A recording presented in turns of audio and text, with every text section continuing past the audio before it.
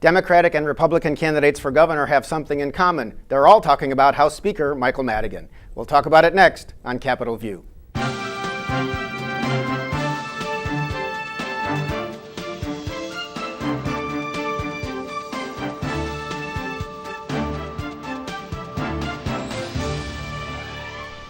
Welcome to Capitol View, the program where we talk about state issues, sometimes federal issues, and how they just might affect your life. I'm Bernie Schoenburg from the State Journal-Register. We are, I guess, within a month of the March 20th primary now. It's getting so close, and those ads are filling those other stations' airwaves, so here we go. Here to talk about some developments, campaign and governmental. We have a good legal team today. Hannah Meisel is here. She is State House reporter with Law 360. Welcome back. Glad to be here. And Andy Maloney, State House Bureau Chief, Chicago Daily Law Bulletin. Welcome back, Andy. Good to be back. So Springfield was the location in this last week of a debate for Democratic candidates for governor. It was at UIS, which provided the facilities and a lot of help. WMAY Radio, the State Journal-Register, my newspaper. We ended up having 5 of 6 candidates there because Chris Kennedy, started off as a good day for Kennedy that Wednesday because he got the Chicago Tribune endorsement. I'm not sure who expected it. They said he may not be a politician, but he speaks from the heart, and sometimes he says he's been very strong attacking Michael Madigan, as has the Tribune's editorial board, so that may have something to do with it. Him being a Democrat, and the Chicago Tribune editorial page has been generally strongly for Bruce Rauner and has endorsed him also. Anyway, we had 5 candidates for governor, and what developed there, in addition to some policy questions and your general political questions, is you had J.B. Pritzker, who has been considered the front runner and has now put more than $50 million of his own money into the campaign, and Daniel Biss, state senator from Evanston, who has said he's the middle-class candidate. We shouldn't have billionaires and millionaires be the only ones who run for these things. They were attacking each other about House Speaker Michael Madigan, and where did that go, and what do we think that means? Well, Biss really went on the attack, saying, Pritzker is Madigan's candidate, and Biss positioned himself as the, extremely independent from Madigan. And Madigan, of course, he's always the perennial question in Democratic politics, but especially so in the last month when there's been so much news about what did he know about sexual harassment claims within his own party apparatus, and, just general Madigan stuff that's always going to be an issue. And so Biss said, he's been a problem in the state of Illinois for quite some time and has been a problem for the party for quite some time. He called on Madigan to resign from, his chairmanship of the state Democratic Party. And he said, Pritzker, it took you a whole week to even mention Madigan's name. Did you have to get permission? And Pritzker went on the attack, of course, and he said, that's ridiculous to say that, I'm Madigan's candidate when Biss has gotten insider money. And, he ran a super PAC in 2016 that was heavily funded by Madigan allies. But he didn't truly answer that independence question. Interesting. It's as you said at the top of the show, Bernie, some of those lines you would have guessed that they were taking place in the Republican primary for governor, right? I think Dan Biss, he's always kind of cultivated this image as a progressive. As it became an issue for him in this debate, particularly. But when he got in, he was very involved in crafting pension reform, tackling difficult issues. He's an intellectual guy by all accounts. He was a math professor at age 25 at University of Chicago. Right, and so he's always kind of had a different flair, I think, relative to other Democrats. But when you stand back and kind of evaluate, Madigan, he's speaking about Madigan, he lost my faith in the ability to lead this party. There's questions about his leadership in the House. That's pretty remarkable, given that the Speaker has always had a tight grip, at least on his House caucus. Obviously, Dan Biss started in the House, moved to the Senate, but I think Democratic politics in this state in general, if you want to, if you get in, oftentimes you get the Speaker's backing if you're an incumbent Democrat. And so some of that stuff is I think, pretty remarkable. Other than that, I think the debate showed that these are still Democrats. They still have, they still follow a certain way on issues like health care and things of that nature. Yeah, all of them except Robert Marshall, who's really kind of not an issue because he wants to divide the state of Illinois into three, and he's run as a Republican for other things. But they all want like income tax, progressive income tax, right. Which would need a constitutional amendment, and they would work ways to tax, even before that, to tax the rich more through exemptions and things. Right. Which is, as you say, Andy, it's a Democratic thing versus a Republican. So. You know what I thought was really interesting? It was a very, very brief moment in the debate, but early on, Pritzker said, they're all introducing themselves and kind of positioning themselves in these ways, but Pritzker said, I'm the only one who can beat Rauner. And, I feel like the only thing that he continues, he never says it explicitly, but the only thing that I feel like he believes he can beat Rauner on is that he's got more money. And when Rauner came into the state 4 or 5 years ago now, well, not came in, he was always here, but came into as a candidate for governor. Right. His massive wealth was just stunning for most people. But I think we're going to talk about later. Pritzker put another $7 million into the race. Now it's over $50 million. I feel like there is a saturation point for a certain candidate, and people, especially, his ads are all over the state, but people already know he's running. Like there's only so many more ads that you can do. Yeah, and now we're getting close to the end, and Daniel Biss has had in the millions of dollars and is starting to run TVS, so people are getting to know him. And there may be a tiring factor of people who've been on the air for a long time, but I know that Mr. Pritzker, he's also opened, I think it's 15 or more offices around the state. Mm-hmm. He's kind of developed a Democratic Party on his own, similar to what Bruce Rauner did, who spent, I think, $65 million on his first campaign. Mm-hmm. Put in $50 million of his own money, and then the richest man in Illinois, Ken Griffin, put in $20 million just for this race to get it started a year ago. Mm-hmm. We're talking these high dollars, but other people, it hasn't always worked in other states that the person who spends the most gets there, and there's obviously been these other controversies. Yeah, and again, Senator Biss has kind of jumped on that. It's better for him almost in a sense where he's not just raking in a ton of money and spending a ton of money. He's trying to kind of feed this idea that he's the grassroots candidate in the Democratic primary, and he's gained some ground. I think arguably Pritzker has been on the defensive, I think, in a couple instances with him. He's attacked him. And you look at a few polls in recent months, and Biss has climbed in some of them. Now, they're not always perfect. There's very few of them. But I think if you had asked us last fall, maybe, if Dan Biss is going to be the guy pushing Pritzker and he's going to give him a run for his money, it may have been a little bit harder to foresee that. Yeah, I think it would have been interesting had Chris Kennedy, who lives in Kenilworth and develops properties in Chicago, of course, is of the Kennedy family. Had he been part of the debate, he has been extremely negative towards Speaker Madigan early and often. So Pritzker has had to defend. So last night, Pritzker was mostly defending against Biss, and it was one-on-one. And then you've got Bob Diber, who is the Madison County Regional Superintendent of Schools, who's one of the other people among the 6 on the ballot, saying, none of this talk makes any sense. Mike Madigan will be there tomorrow. Let's quit talking about that. Let's talk about issues. However, it's political season, and this is what happens. So we'll see where it goes. I will say that about those Democratic credentials, Daniel Biss, as we said, did push pension reform that included some lowering of benefits over time, or at least lowering of advanced benefits. Pritzker has been running ads against Biss now because he's worried about him, probably, saying he wanted to take away pensions from 400,000 people. It was actually cut back on what the state has to pay, and it wouldn't take away entire pensions. But you've got that stuff, and so you've got Biss saying he's the billionaire and we don't want that anymore, and Pritzker saying Biss says he's the man of the people, but look at his record. So right. That's where we're at, and it moves on, and I'm not sure where it's going with these endorsements that Kennedy has received, because he also got the Daily Herald. So it goes on.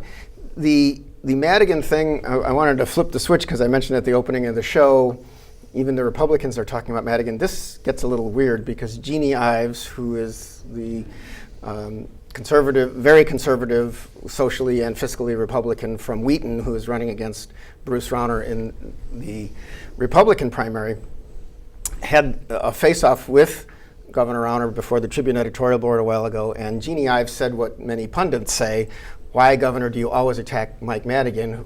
How do you ever expect to get a state budget done if you keep calling him corrupt? Why don't you leave him alone and realize you have to negotiate?" So using those quotes, Governor Rauner has been running radio and TV ads saying Jeannie Ives may be Mike Madigan's favorite Republican. Mm-hmm. She'll defend him and his machine. And she got there's a labor union that's been for her, or at least a labor corporate, I can't remember which one, I don't want to say the wrong one, but some money associated with labor that has gone her way. And so, shady labor union donations, and Mike Madigan's machine is supporting Jeannie Ives. She's for him, not for you. And then you've got Republicans who have already, there's 8 or 10 in the legislature who are for Ives instead of Rauner and say he has turned his back on conservative principles. They're saying, "Governor, that's nuts. Jeannie Ives is not a Madigan person. How can you be saying this in ads? Where does this go? Does the general public pick up on this? I don't know." Well, I was up north this weekend, and I saw both the TV ads and I saw the mailer, and it said, of course, like what you said, Jeannie Ives is Madigan's favorite Republican, cut them out of Springfield, and the TV ad repeated twice what she said, stop picking on Mike Madigan, or there you go, picking on Mike Madigan again. And the funny thing is, I think that the message that Jeannie Ives may be Madigan's favorite Republican, it might be true, but not in the way you think. It's maybe true in the way that you saw such a wave of people opposed to the GOP writ large after we have Donald Trump. So, if Jeannie Ives says something that really offends a lot of people, like she did in that first TV ad, which, other people had characterized as transphobic and all these kinds of things. Yeah, she had the people saying, "Thanks, Bruce Rauner, for," a man wearing a dress saying, "Thanks for letting me go into a little girl's bathroom." Yeah, right. So, which a lot of people thought was not appropriate and not the way to present transgender people. Jeannie Ives said it was. Many people said it was not. Right. And so, if you do have someone who looks like that on the right, and people still have a fuzzy picture of who she even is, and we're still riding the wave of, being reactive to the GOP because of Donald Trump and other people like him, then yeah, maybe she is Mike Madigan's favorite candidate. But let's be clear, in no way are the two, together on anything. As we said, except the idea that Governor Rauner has been an ineffective governor. But that's the only thing. That's maybe the only thing. Yeah, I'm wondering, do you think, Bruce Rauner has linked all Democrats, it seems, in his basically constant campaign since he became governor, with Mike Madigan. Mike Madigan is the bad guy, and that person just wants to advance Madigan's agenda. Does him doing that to Jeannie Ives in any way kind of take the edge off that argument? Because it's really out there, isn't it? to say that. Dilute the message, it's a stretch. But as, it feels like I always say, that's been his trump card, his go-to strategy on a lot of the campaign stuff, as you indicated. Who knows if it will be effective? Again, we're still talking about a primary round where the electorate is going to be, it's going to be small. I'm not even sure how much of the general public in Illinois is paying super close attention to who these folks are. Right. I think many of them are familiar enough with who the governor of the state is, and they're wondering, if they've heard of Jeannie Ives or if her name is stuck with them. They probably don't know a whole ton about her. So having that footage of the Tribune editorial board argument could be effective. But I think that another thing on this side is we're talking about Jeannie Ives. I think she has successfully put herself, at least in the discussion, whether it's mostly good or mostly bad, open to interpretation somewhat, but she's gotten, I think when she stepped into the gubernatorial race, there was probably a fair amount of skepticism. We're talking about her at least. Right, and Governor Rauner avoided talking about her for a while, and then correct. She got enough traction that he started advertising against her. She did get $2.5 million so far from Dick Uihlein, who Right. owns this Uihlein packaging company. You see their trucks on the highways. He used to be for Governor Rauner. He's very conservative, and he's funding her. And at this late stage of the campaign, that series of advertisements, the one that was so controversial, and then another one where she sits there and talks about being, a mother and a West Point graduate, and now that I've got your attention, which shows they really thought they wanted to stir things up with that ad with the stereotypical people, the guy with the hoodie and the mask or the scarf saying, you're for criminal aliens or whatever. Again, a lot of people think that was bad, but she knows it got attention. And so we'll see where it goes. We should talk a little bit about House Speaker Mark Madigan. He has sparred with governors of both parties for the entire time he's been speaker since the early 80s. But there are these new revelations that we talked about, that he has let a couple people go from his political organization. Shaw DeCreamer was one. He's a lobbyist who there were complaints that he was inappropriate, I don't think in a sexual way, with some even a candidate and staffer. And there was another one named Kevin Quinn, who was brother of an alderman in Chicago in Madigan's ward, who was let go from the political organization because Elena Hampton was a worker for Madigan, a consultant, who claimed that she spent a year trying to get this guy to quit sending her unwanted texts and things like that. And Speaker Madigan has had to, because there have been two cases that came out about within a week and a half of each other, he said he was wrong. He must do better. We can't just say knock it off and that's enough. And he named, just over last weekend, Congresswoman Sherry Bustos, Comptroller Susana Mendoza, and State Representative Carol Ammons of Urbana to a committee to look into the relationship of women to the party. So he's trying to take these steps to avoid these other people saying, you should step down as party leader or something. And we'll see. He clearly has indicated he's going to stay where he's at, and the people who want him gone are just doing Rauner's bidding. But this looks like more serious trouble for him than there's been at some points in the past. Yeah, because it seems like the speaker is always able to either smooth things over behind the scenes or remove himself from the equation just enough that he is totally clean. The buck has to stop with him if he is the top of the party. And there are questions as to, how much did he know when he knew?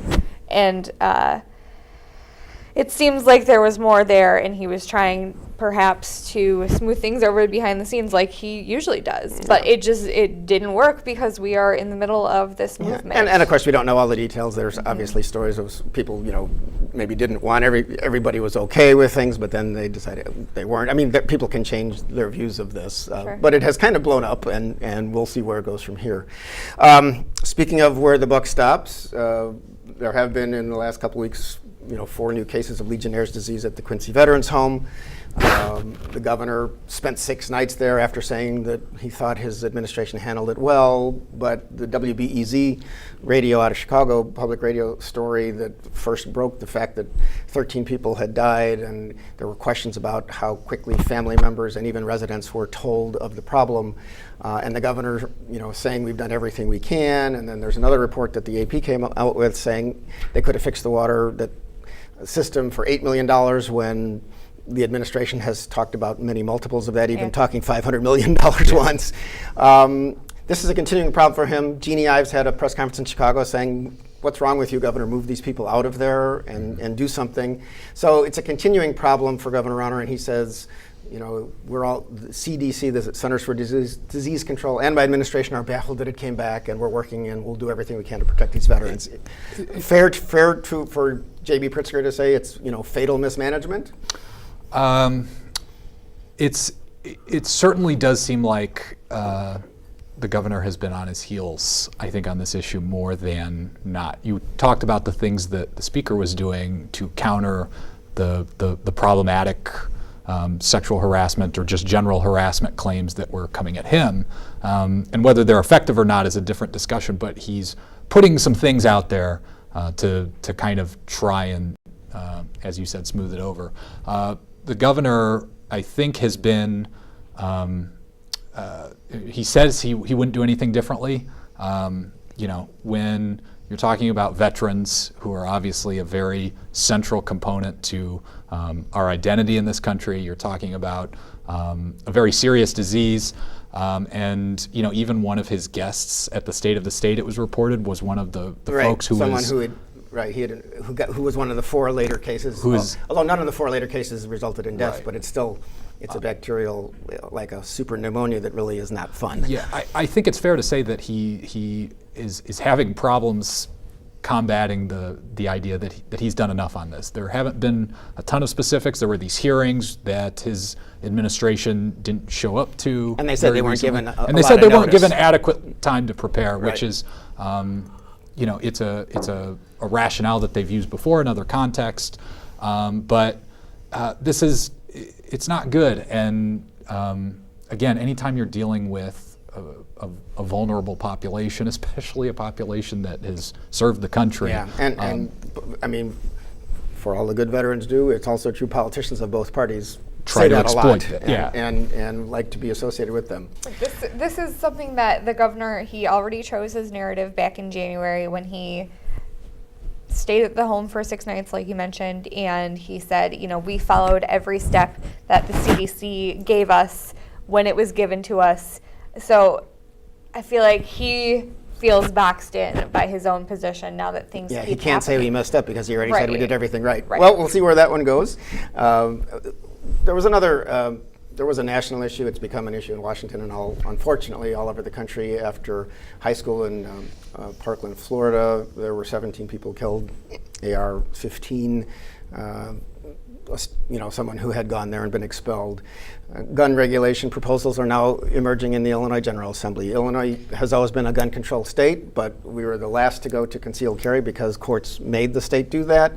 Are we going to see those regulations, and can something happen quickly, and where are we going with that?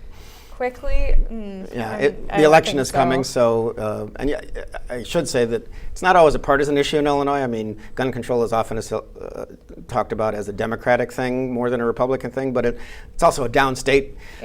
Folks like guns because hunting is big all over, including in Democratic areas. So we'll see where it goes. Right. So Senator Don Harmon from Oak Park, he proposed, as he usually does, licensing gun shops, and then there's a separate proposal to ban AR-15s. And that Ira Silverstein, I think, is on that one. And the gun shop licensing, that got like halfway through last year, but it died, of course. And I can't see the AR-15 ban going all the way. I don't think. Illinois was one of the states where victims of the Newtown massacre came and lobbied, and there was an attempt to get an assault rifle ban passed, and that didn't happen in that particular session. And so you think about something like that, and a powerful connection as that, still not able to kind of move the ball forward enough on a piece of regulation. And it's hard to see how some of these go some places, but it does feel like the discussion is still going on. There's been some studies of media coverage after this most recent shooting that suggests that it's staying in the news. People are still talking about it. So in that way, it's arguably different. There's another bill that we wrote about this week that would allow people to petition courts to, if somebody is arguably in a bad mental state and they have guns, a family member or police officer can tell a judge, and they could temporarily have to turn over their guns. So that's another proposal that's come out that I think sort of suggests that